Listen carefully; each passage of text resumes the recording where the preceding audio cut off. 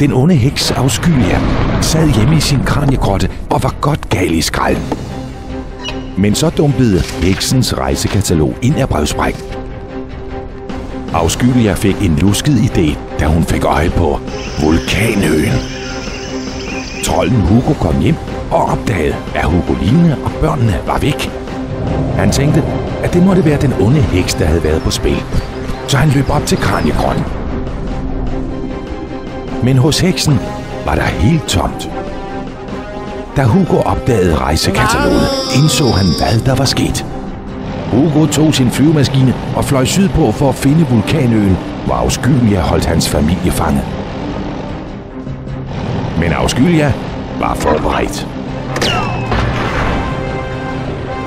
Hun havde slået sig sammen med Vulkanøens tidligere konge, Don Krogo.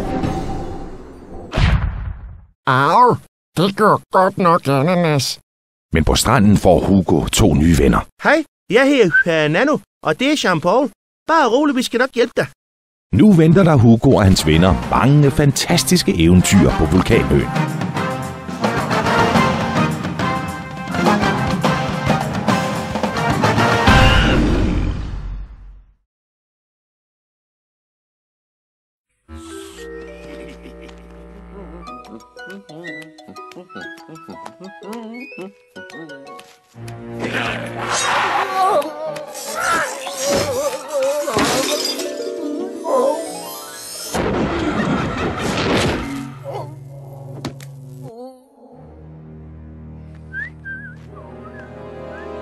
Hugo, du blev fanget i Afskyelias spejl. For at komme ud igen, skal du først følge regnbuen. Samle alle de diamanter, du kan, men pas på spejlene og de rullende sten.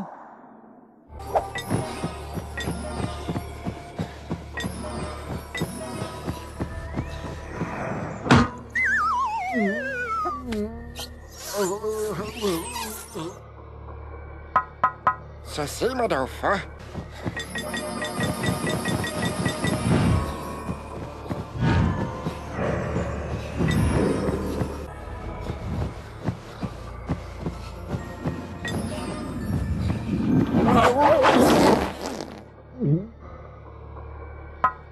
Puha, lidt for meget luft i maven.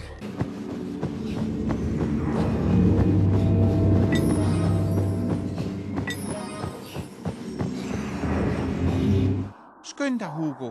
Du har kun 1,5 minut til at komme gennem labyrinten og herover til spejlet.